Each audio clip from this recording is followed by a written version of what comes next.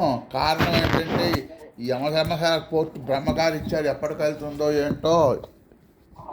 అది నువ్వే అదృష్టవంతుడివి, మీకు కర్మాధికారం ఉంది ఈ జమ్మకత్తులో అన్నట్ట.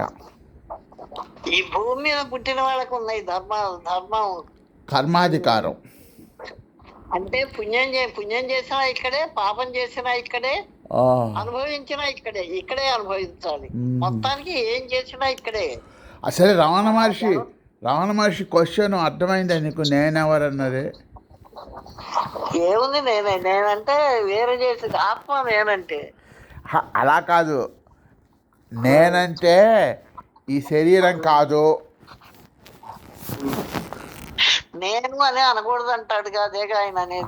శరీరాన్ని ఆయన ఇది అనేవాట, నేననేవాడు కాదు. అవును, అంటే ఆత్మని వేరు చేసేవాడు అని చెప్తున్నారు. నేను ఆత్మ వేరు, శరీరం వేరు. శరీరంలో దూరుతుంది ఆత్మ. ఇప్పుడు నువ్వు ప్రతిసారి నేను అంటుంటావే, ఆ నేను ఏమై ఉంటుంది? ఆ నేను చైతన్యంట, అఖండ చైతన్యం పరిమిత ఉపాధిలోకి వచ్చినప్పుడు నేను అంటుండిట. ఎలాగైతే మహాకాశం ఘటనలోకి వచ్చినప్పుడు ఘటాకాశమైనట్టు, ఆ ఘటాకాశానికి ఘటనలో ఉన్నవి ఏవి అంటుకోవు. అలాగే మనకు కూడా ఈ దేహంలో ఏవి అంటుకోవు. అది సంగతి. నేను పరిశుద్ధమైంది, శాశ్వతం. పైగా ఈ నేను మహాకాశంలో కలిసిపోతుంది, మహాకాశం అయిపోతుంది. ఇప్పుడు లోపల ఉన్నప్పుడు అనుకోవాలి నేను మహాకాశాన్ని అని, లేకపోతే అప్పటికప్పుడు కుదరదు అది. లేకపోతే నువ్వు వీటితో అటాచ్మెంట్ పెట్టుకుంటావు. ఇప్పుడు అలా అనుకుంటే అటాచ్మెంట్ పెట్టుకోవు. అది. జై శ్రీరామ్. మళ్ళా కేదార్నాథ్ పోతావా? ఏముంది కేదార్నాథ్ లెక్కయా? ఈశ్వరుడు ఉన్నాడు, శివుడు. అక్కడ శివుడు ఉన్నాడా?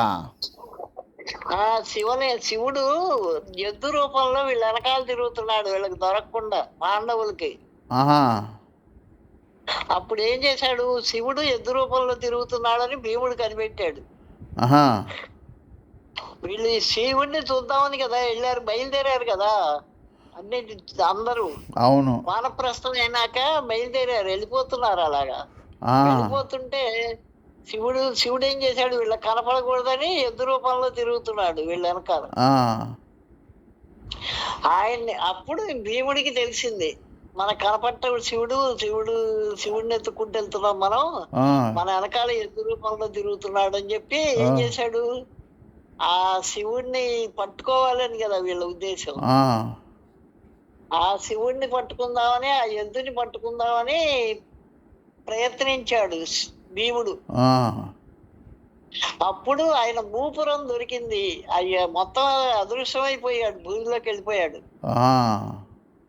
శివుడు. ఆ మూపురం పట్టుకున్నాడు. అప్పుడు అక్కడ శిల అయిపోయింది.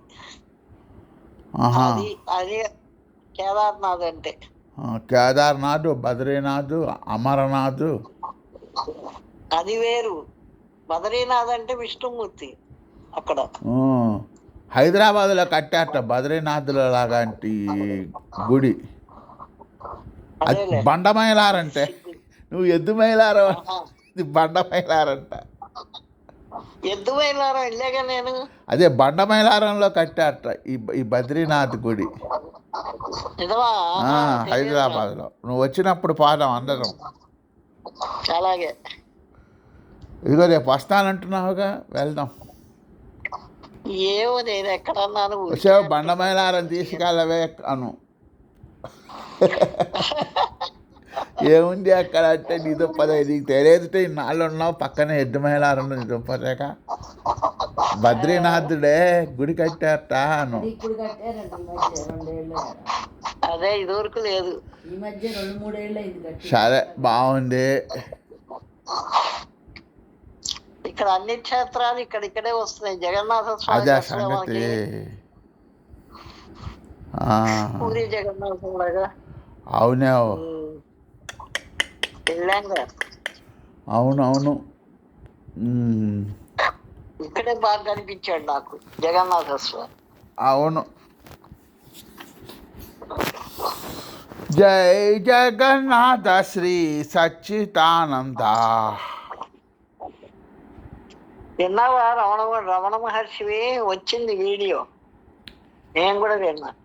ఏం వీడియో? ఆ రమణని ఏదో పెట్టారు వెనకాల, జ్ఞాపకం రావట్లేదు నాకు చెప్పాలి అని. ఆహా, కానీ విన్నాను, ఆయన చరిత్ర అంతా చెప్పాడు. అవును చెప్పారులే. రమణ భగవాను ఆ కేదార్నాథుడు అది దొరికాడు. ఇప్పుడు స్వర్గధామం కూడా ఉందిగా అక్కడే. ఆహా,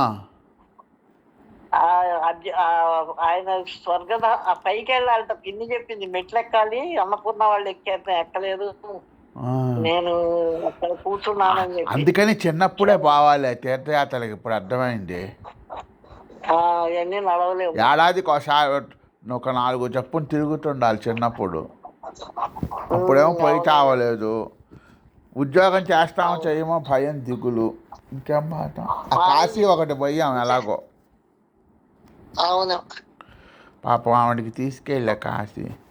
నేను నాకు ప్రాప్తం ఉంటే నీకు వస్తుందిలే నాయన ఉద్యోగం. నేను నా ఉద్యోగం వస్తే కానీ ఆవిడ కాశీ పోయినట్టు రైళ్ళు డబ్బులు పెట్టుకుపోవచ్చు కదా. ఊరికి అలా అడ్డది నిజంగానే వచ్చింది. ఆవిడ కాదు కాళేశ్వరం అంటే వాళ్ళు శ్వాసంలో తిరుగుతున్నారని ఆవిడ కాళేశ్వరం వెళ్ళింది కదా కాశీకి. అది మొదటిసారి రాకపోతే నాకు కాశీ ప్రాప్తం లేదేమో, నీకు రాలేదు. రెండోసారి అవును నీకున్నదే ప్రాప్తం, అందుకే వచ్చింది అన్న ఉద్యోగం రెండోసారి. బొంబాయి ఎక్స్ప్రెస్ ఏదో 3 నెలల ముందు తమాషగా కాకతీయంగా పిల్లాడు ఆటలాగా చేయించానే. చేస్తే సరిగ్గా ఆ 3 నెలలకే ఆ బండి మార్చాడు టైం. మేము పాత టైం అనుకొని పోయాం. అసలు పోయిందేమో మా బండి కనుక్కుంటే పోలేదులేండి, ఉన్నదన్నారు. వెళ్ళటానికి చేయించారు, వచ్చేటప్పుడు లేదు. మిడిమిడి జ్ఞానం. వచ్చేటప్పుడు జనరల్ పెట్టిలో పడచ్చు. ఆవిడ స్టైల్ మాకు కూడా ఉత్తరం రాసిందిగా, మీరు కూడా రండి కాశీకి, ఆయన తోడు వస్తాడని. మా ఆయన ఇప్పుడేం కాశీకి పోతాను నేను అన్నాడు. ఆయన నడి సముద్రంలో ఉంటే నేనేం కాశీకి పోతాను, నా మొహం అన్నాడు. రిటైర్ అయ్యాక తీసుకెళ్తా నిన్ను అనేవాడు నన్ను. ఆ గంగా కావేరి ఎక్స్ప్రెస్ ఇప్పుడు ఉందో లేదో, ఏమేమో ఇప్పుడు ఉందా ఉన్నది గంగా కావేరి ఎక్స్ప్రెస్. అప్పుడు ఉన్నది. మరి కృష్ణా ఎక్స్ప్రెస్ ఉన్నప్పుడు ఇది ఎందుకు ఉండదులే. ఉన్నది, ఉండే ఉంటుంది. కాకపోతే పేరు పాప అన్నపూర్ణ గుడికి వెళ్ళినప్పుడు ఆ నరసింహారావు పెళ్ళాన్ని చూసాం. అప్పుడు ఇంత కుంకం పెట్టుకొని ఉండేది. కనపడింది ఆవిడ.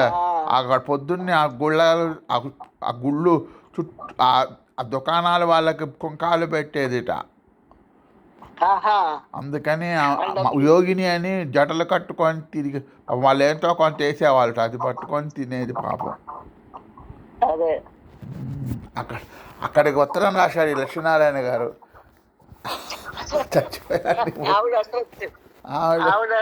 ఆవిడ పాపం ఆ ఉపాధి పోవటానికి ఆ కుంకం పెట్టుకునేది కూడా లేకుండా. నెలకి ఏడాదికి ఒకసారి వచ్చేది. ఆ గుడిసెలో ఉండేది. ముందర ఒక ఇల్లు కట్టించాడు, పూరిల్లు. ఆ గుడిసెలో ఉండి తొంగి తొంగి చూసేవాళ్ళం మేము. మాకు విచిత్రంగా ఉండేది. రమ్మని పిలిచేది మమ్మల్ని. ఆ పొందులో నరసింహారావు పెళ్ళం పిలిస్తే మాకు భయం అన్నమాట. వెళ్ళొచ్చో వెళ్ళకూడదు. నరసింహారావు వదిలేసిన పెళ్ళాం కదా. ఏడాదికి ఒకసారి పంటలకు వచ్చేదిరా. మరణం ఇచ్చేవాడుగా, వడ్లు ఇచ్చేవాడు. ఆ వడ్లు అమ్ముకోవడానికి వచ్చేది పాపం. శంకర ఆ వడ్లన్నీ మనాటర్ చేయమంటే చెయ్యడు. అది అంత తెలియదు పాపం. వచ్చేది ఫోన్లో మొగుడిని చూసుకోవచ్చు ఒకసారి. మనిషి బాగానే ఉండేది పాపం. బాగా పాపం చివరికి చచ్చిపోయి ఉంటుందిలే. ఇంకా ఇన్నాళ్ళ చచ్చిపోయిండు, పెద్దదైపోవాల పాపం. ఏటో మళ్ళీ అమ్మంది మళ్ళా వద్దాంలేరా అన్నది. ఇంకేం వస్తాం. నేను కూడా అలాగే అనుకొని ఢిల్లీలో ఆగ్రాకి వెళ్ళి మళ్ళీ వచ్చినప్పుడు చూస్తాలే అనుకొని వచ్చా. 3 మైళ్ళు నడిచి లోపలికి. వీల్ చైర్లో తీసుకెళ్తా ఉంటే పోకూడదు, దర్జాగా కూర్చొని అదే అది పోకుండా అనుభవించాలే, అది హీనం అనుకోకూడదు. అదే నన్ను ఆపరేషన్కి తీసుకెళ్తాంటప్పుడు మీరు ఎట్లా అంటే అట్లా తీసుకెళ్తాం అంటే, మీరు వీల్ చైర్లో వస్తా అంటే వీల్ చైర్లో తీసుకెళ్తాం, మంచం మీద ఇదే తీసుకెళ్తామంటే ఆ పాట తీసుకెళ్తామంటే హాయిగా పడుకొని పోవచ్చు, కానీ మంచం మీద తీసుకెళ్ళండి అన్న. భయపడి చచ్చేటాను. మొన్న మా సాయి గారు అలాగే అన్నాడు. ఈ విమానం ఎక్కేటప్పుడు డైరెక్ట్ సీట్ దగ్గరికి తీసుకెళ్తారు, ఈ మెట్లు ఎక్కకుండా. మనకి నిచ్చెన వేస్తాడు కదా, అది ఎక్కకుండా. అది నిచ్చెన కాదే, దారి. అదేలే అంటే నేను అన్నాను, వద్దులేరా మనం ఎక్కచ్చు కదా అంటే, కాదు చూద్దాం అసలు అడుగుదామని చెప్పి అడిగాడు. ఎలా తీసుకెళ్తారంటే, వాడు హాయిగా ఒక వ్యాన్ లాగా వచ్చింది, దాన్ని జుమ్మని పైకి లాగేశాడు. దాన్ని కూర్చోండని మన సీట్లలో కూర్చొని ఉన్నాము, అమైనా ఇలా నిలువుగా వెళ్ళిపోయింది పైకి. దానికి ఎక్కువ ధర. వాళ్ళు స్పెషాలిటీస్ లేవలేని వాళ్ళకి అవి ఎక్కిస్తారు. అబ్బా పోదాంపా అయితే విమానంలో కేదార్నాథ్, బద్రీనాథ్. ఇంకా పైన వాడు ఆ సీట్ దగ్గర నిలబెట్టాడు. అప్పుడు వచ్చి వాళ్ళు 2.5 లక్షలట, 2.5 లక్షలకి వెళ్ళొచ్చారట అందరూ.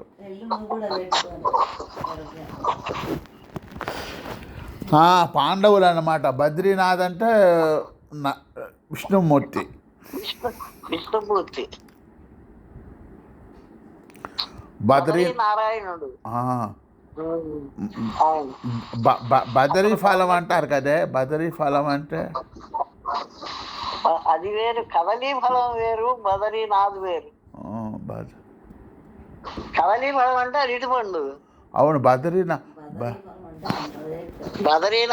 బద్రీనాథ్ అది రేగికాయటే చెప్పింది మా ఆవిడ. రేగికాయట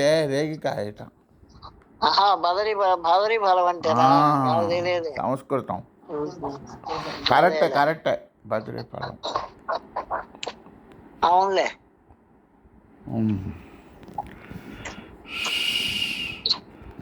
ఎంత 4 అయింది.